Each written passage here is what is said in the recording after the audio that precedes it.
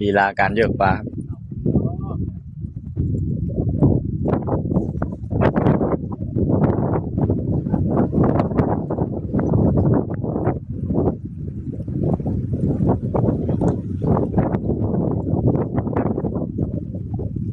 อุ๊ย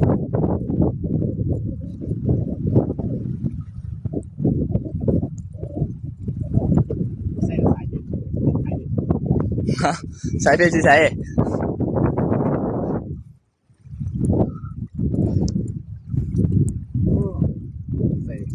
จะได้ใส่กระตองอยู่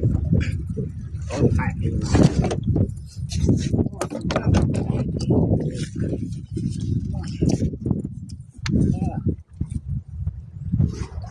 ตัดถึงเนี่ยกระตอง